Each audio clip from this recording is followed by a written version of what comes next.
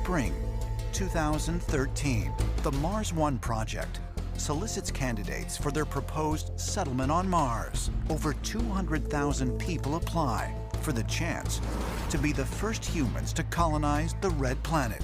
Only 24 will be selected. None are expected to return. The Mars One mission is a very ambitious mission.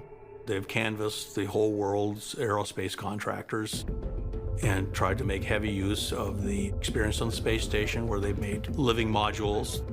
Those same modules can be brought to Mars and support human life. Scientists are testing working models of living quarters for Mars, such as NASA's deep space habitat. Engineers designed these pods to be constructed remotely before humans arrive. Once built, the habitats will supply oxygen and water and minimize the harmful effects of atmospheric radiation to humans. Yet even these engineering feats won't allow humans to live on Mars for extended periods of time. We have tried experiments with actually making a survivable environment in a pod, and it seems to be very, very hard to do for a very long scale. If we want long-term habitation on Mars and colonization of Mars, personally, I vote for terraforming. Terraforming is the process of turning an environment unsuitable for human habitation into one that mankind can live in. Scientists are currently researching the various ways we might someday terraform an entire planet.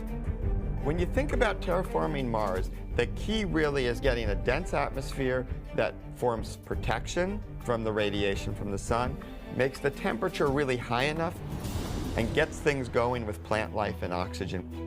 So one question is, where do you get that denser atmosphere? Couple of options. There is various amounts of gases trapped in the polar caps. So you can imagine melting those and releasing the gas. Ancient astronaut theorists propose that if humans are planning to one day give Mars a breathable atmosphere, extraterrestrials may have done the same thing with Earth millions of years ago. There's a distinct possibility that the Earth could have been terraformed. When you look at the development of Earth, what you see is that at every stage, the planet got exactly what it seemed to need to develop into this beautiful blue world that we live on. When we needed oxygen, there was bacteria introduced into the ecosystem that actually sucked up carbon dioxide and methane gas and pumped out oxygen. We're looking at what Mars is, and we're thinking of trying to build an atmosphere and everything else. And the first question you'd have to ask yourself is, did extraterrestrials come here and do the same thing? There's always been a problem about life on Earth. Did it actually start here on Earth or come here from somewhere else? There's no known transition from non-life to life that we can all agree on. Seeing as we don't know how life began, it's up for grabs. But we know on Earth, it was microbes that made the oxygen atmosphere. All those scientists agree that Earth's oxygenated atmosphere most likely can be attributed to the presence of microbes. Many theories exist as to where exactly these organisms came from. One intriguing speculation that has caught the attention of ancient astronaut theorists involves grooved metal balls called Klerksdorp spheres. These mysterious round objects were found scattered in mineral deposits in South Africa that date back 3 billion years.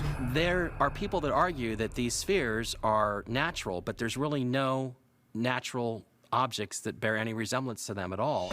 And the fact that they're buried in rock that is so old indicates that somebody sort of scattered them throughout the planet. They appear to be metallic, constructed spheres in which you could have placed bacterial life that would definitely have been able to then spill out into the ecosystem, multiply, divide, and change the environment exactly as we're proposing to do on the planet Mars. We might say that this is just a natural occurring thing on Earth, but this may be evidence that Earth was seeded by some kind of bacteria or microbes brought here.